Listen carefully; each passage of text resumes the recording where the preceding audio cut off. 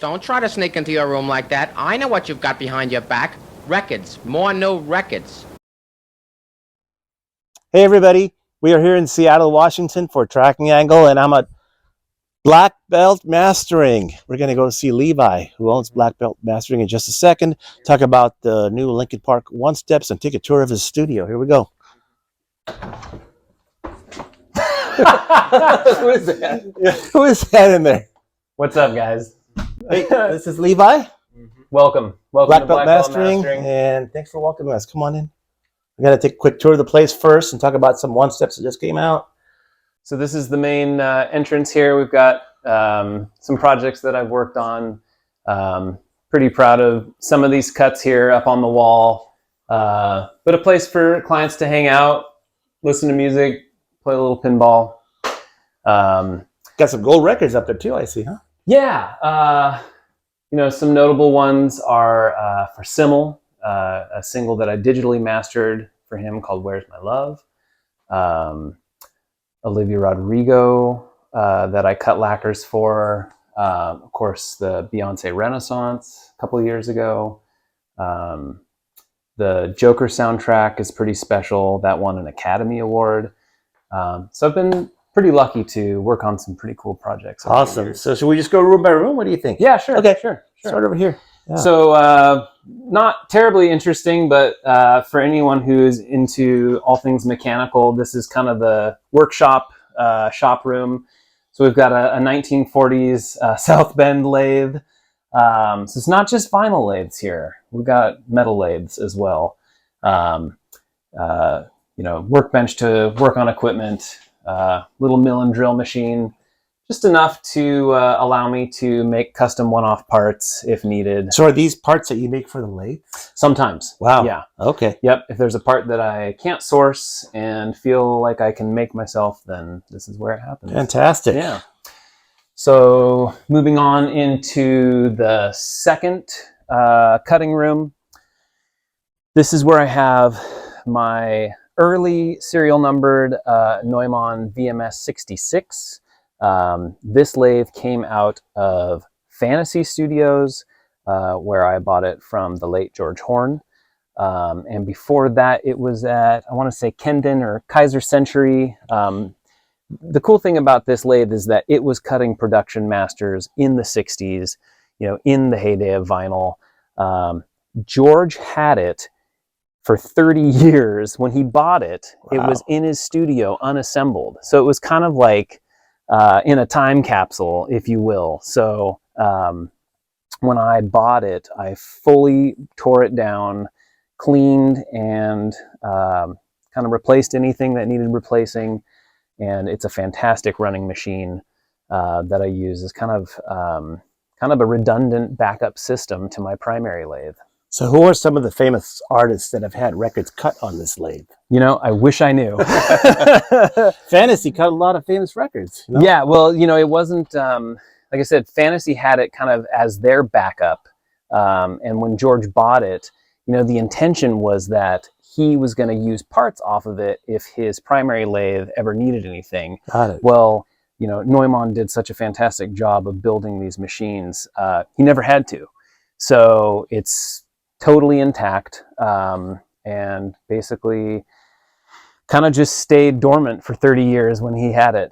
Okay. Until I picked it up from him. Now I'm wondering, for people that don't know, what are these for? What are these tanks? Yeah, so one is nitrogen, and the nitrogen is used for cleaning off the surface of the lacquer.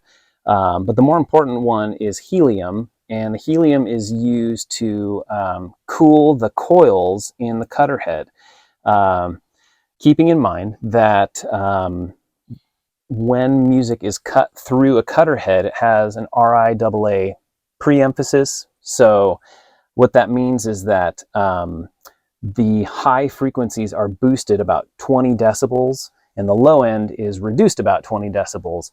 But what that means as far as like the energy of the high frequencies going through the cutter head are very extreme, and they tend to get very hot. And so the helium cools those coils down to keep the temperature regulated. Got it. So this is kind of your backup.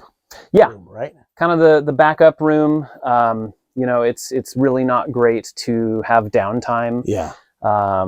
When people are wanting their lacquers, or you're in the middle of cutting a very important record that has multiple sets. So sonically, I have set this machine up to be as close to the lathe in my primary room, so that it's as indistinguishable as possible, you know, cutting between the two lathes. Awesome.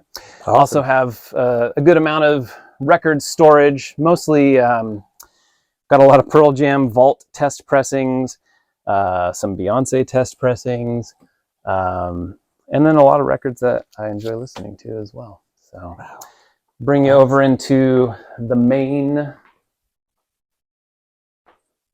event, the main room, huh? So this is the main mastering room. There's a couple of things that go on in this space.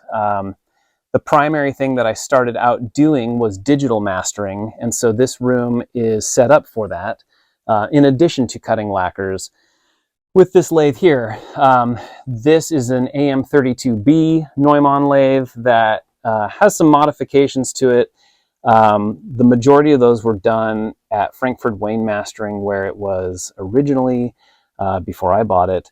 Most notable, the Techniques SPO2 motor, which is an incredibly precise and quiet motor. And then, to me, an equally important is the Swiss-made pitch system from Flo Kaufman.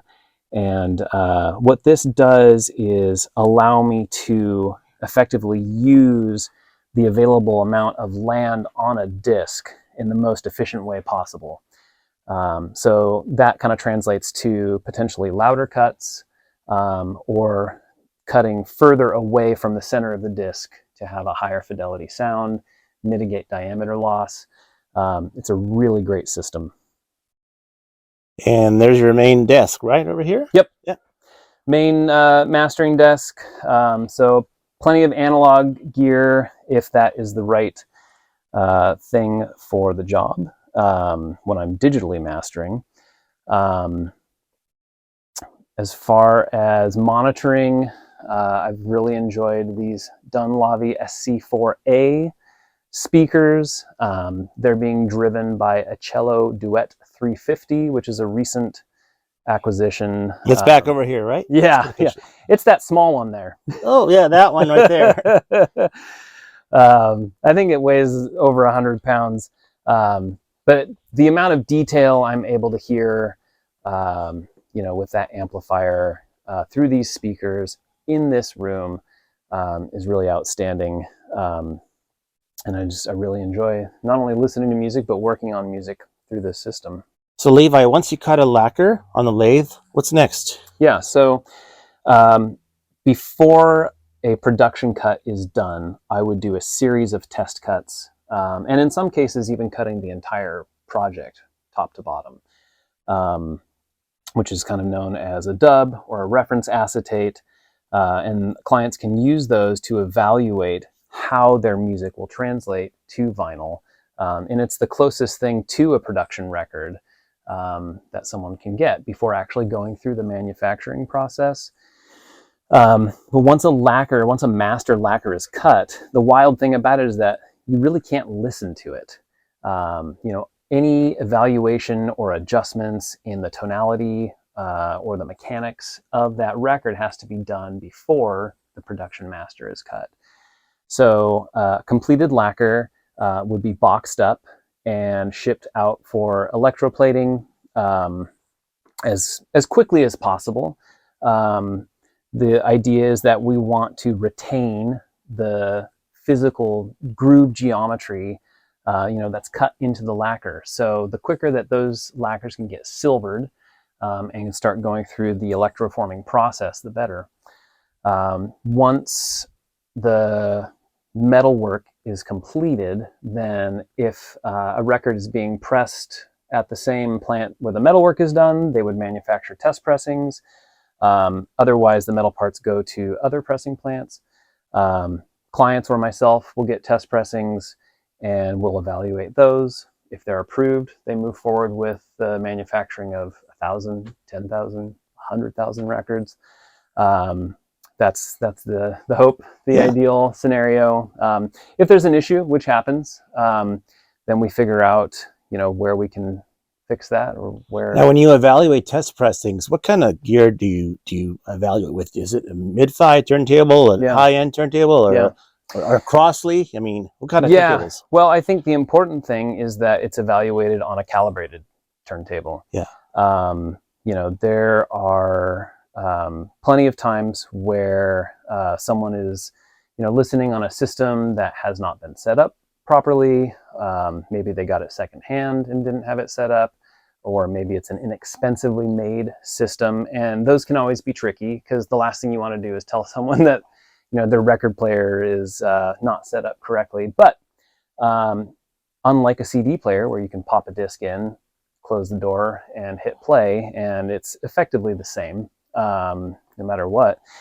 A record player needs to be set up, and it's part of a system that all needs to work together to get you an accurate result. So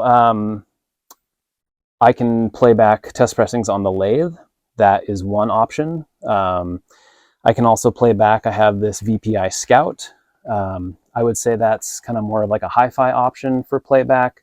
I do have other record players that I can play back on that kind of are common systems, Technics 1200. I even have like a cheap $30 Crossley if it comes to just in case, right? Yeah, just in case. Yeah. But it's good to know, and I think it's important to note that the idea is that a cut is always optimized for a calibrated system. Yeah. I can't effectively take into account how everyone's system is set up. But if I know that my tracking force, if I know that my anti-skate is all set up to spec, then that's what I'm going off of. And that's what I'm cutting for to make sure that I can get the best sounding result within the parameters of a correctly set up system. Now, I've seen your two Neumanns over here in the corner. I see is that a Scully? That's right. A Scully lathe? Yep, this is probably a late 1940s, kind of a project lathe that has been a slow burn for me. One of the things about being in this industry is I simply love mechanical things. It's why I love pinball machines. It's why I love vinyl records. There's a tangible kind of physical mechanical element that just satisfies a certain part of my brain. So working on this machine has really been fun for me over the years. And eventually it will be, fingers crossed, a working system. But in the meantime, I have two really fantastic sounding Neumann lathes to get the actual work done. So. And it looks like you added a SB10 Mark III here at the bottom? Yeah, it's an upgrade from what was like a belt-driven system for the original Scully. It kind of brings this lathe into modern times as far as being a direct drive system, and ultimately with the same Swiss-made pitch system from Flo Kaufman. That's the ultimate goal. And I'm kind of, uncertain about what it'll ultimately look like, but it's been a fun project to kind of work on. So I brought down some of my favorite Levi Seitz black belt mastering cuts. This was issued, I'd say, in the last 8 or 9 months. Yeah. Pearl Jam double LP at 45 RPM. I love how this sounds, Levi. Thank you. The cool thing about this particular cut is I was kind of given free rein to dial in the cut that I wanted to get. Of course, I had masters that sounded fantastic, and kind of just on my own here was able to, do copious amounts of test cutting for them, and I'm really pleased with like the level that I was able to get and the amount of sonics that I was able to retain. The cool thing about the masters is that they are very clear. And I was really pleased with how much high frequency detail that I was able to retain while translating the masters to vinyl. Yeah, definitely showed. Now I'm going to show you the one that when I first really became fond of your work, Chris Isaac, Heart-Shaped World. Yeah. This sounds amazing. I bought it about 2 years ago. I was blown away with this one. Cool. Yeah. Yeah, so this is a Record Store Day release from a few years back. That was pressed at Furnace Record Pressing. They did a fantastic job. Again, these are derived from very good sounding, very dynamic masters. And so my job is to kind of get out of the way, to kind of be unseen and really to get a good translation, of all the dynamics, all the frequencies, to vinyl. Final one I'm going to show today out of my personal collection that I love is Levi's cut of Olivia Rodriguez Sour. This sounds fantastic. Thank you. And I'll tell you, as far as I went, I even went and found copies that were cut in Europe to compare, and yours just kills them. Oh, thank you. A lot of the in-house cutting plants that do mastering in-house, they just do by the books mastering. Yeah, sure. And this sounds fantastic. Oh, thank you. So I believe Randy Merrill at Sterling mastered the digital version, and so his masters cut really well and very dynamic. So it was a fun record to work on, and really just turned out to be a massive release that year. So pretty. Speaking of cutting, have you ever received files for records that are uncuttable, that you can't cut on the lathe? Sure. Yeah. Yes and no at the same time. Yeah. Like, people can send files. People have sent files that present challenges, whether it's too much time per side, or have an excess of high frequencies, or maybe some out of phase information that presents a challenge. It is pretty much all cuttable. That really kind of starts a conversation, a dialogue between myself and the client of like, here's what's possible. Here's what isn't going to work as well. And so we'll just take like too much time per side as an example. Like, a 26-minute side might be better as two 13-minute sides at 45 RPM. So they're going to get a lower noise floor, potentially a louder, more impactful sounding cut that retains more dynamic range. So the kind of like uncuttable files sometimes end up yielding a better end result, if people are open to, some changes. Yeah. So there's Levi's files. My next question, the reason I'm panning over there is, I wanted to ask you this. When you get your files, and then when you cut them on the Neumann, over here, can records sound better once they're cut versus the digital files? Yeah, sure. It's of course it's subjective. Yeah. What's happening is every lathe sounds different. Every cutting chain sounds different. So it will absolutely be different to a certain degree than the file that I'm given. Whether or not it sounds better, ideally we want to match the sonics and the dynamics that are in the source master. If something can, have a slight increase in perceived dynamics, that's always great. But I'm never trying to change things again in a way that veers from what I'm given.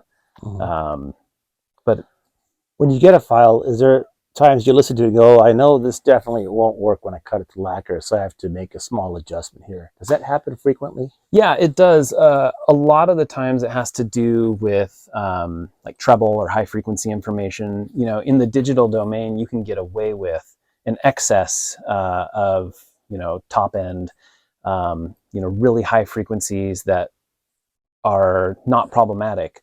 But when it comes to a cutting system and the way that audio is fed through a cutting amp and a cutter head, again, we touched on earlier, like the amount of treble is boosted by like 20 decibels as it's going through in accordance with the RIAA EQ curve. So if there's a really sharp pointed top end, that can create problems with the lathe. And ultimately what you don't want it to do is create a physical groove geometry or a physical groove structure that does not play back cleanly. High frequencies are probably the first thing that can create like perceived distortion on playback. So this is what you use here, Levi, to de-ess the records? It's one of the options. Okay. That's an analog option for de-essing, and sometimes that's the right path to go. Sometimes digital spot de-essing is helpful. Ideally, there is little to no de-essing necessary, but I would say it's fairly common with the way that music is recorded today that some de-essing is actually helpful as it physically helps relax the groove structure and, for lack of a better way, like kind of smooths out the groove so that when you're playing it back, there's no perceived distortion. And we're here on Friday, August 2nd. We are exactly 1 week away from the street date of these 3 Linkin Park one-steps. Hybrid Theory. Minutes to Midnight. And Meteora. So Levi, what can you tell me about these 3 one-steps? Are they your first one-steps you ever cut, first of all? They're not. You've done one-steps before? Yeah, and that kind of leads into how I was connected to Grover, who's producing these records. I do a lot of one-steps that kind of go through RTI for electroplating. And so my name came up as someone who does a lot of one-step cuts, and that's what he wanted to do with these reissues. So Doran at RTI, who I've worked very closely with over the years, connected me with Grover, who's producing these. And we had a lot of conversations about what he wanted, what I wanted to bring to the table, and kind of what these records were. Early 2000s, recorded in Pro Tools, kind of early Pro Tools, digital recordings. There's a lot going on with loudness wars at the time. And one of the cool things about, what Grover had access to was the Warner Vault. So we were able to kind of parse through the kind of 192 mixed masters versus like the commercially released master. Grover had various releases on vinyl captured that we could listen to and kind of evaluate and really kind of have like an educated dialogue about where we wanted to end up with sonically with these records and kind of what was the best starting point based on the masters we had available. So, the cool thing about working with him is that he really cares about kind of the genesis of where these masters came from and what would be the best sonic, option to cut this new set from. One step's really special because it bypasses and kind of eliminates additional steps in the manufacturing process. So it's like a cleaner, but a little bit higher stakes process of vinyl manufacturing. We had discussions about, my part of the process where, I'm using lacquers from like a singular batch to cut the masters for these records.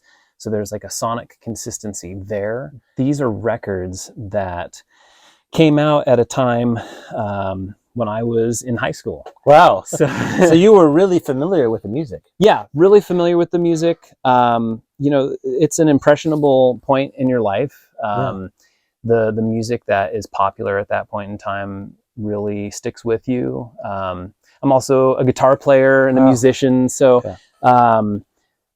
I was able to kind of tap into really the core of who I am musically, and ideally bring that to these records.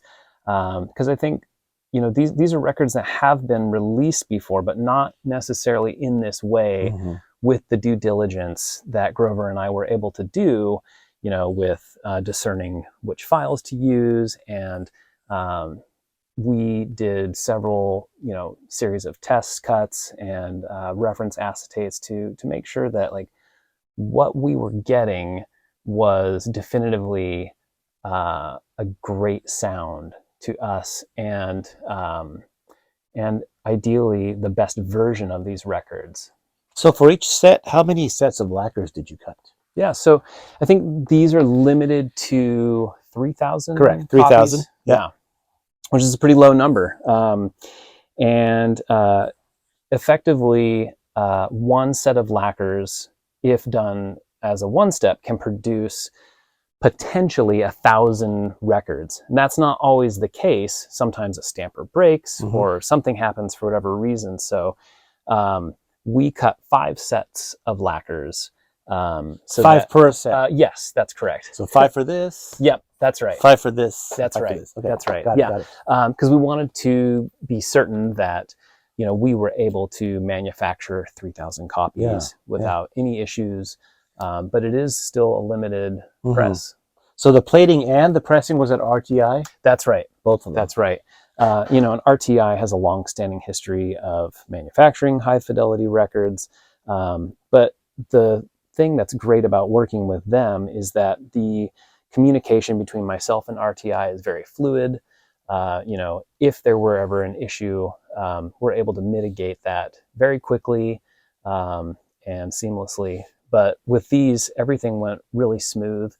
From cutting the lacquers to test pressings to manufacturing, kind of a slam dunk. Yeah, and they're numbered in the back.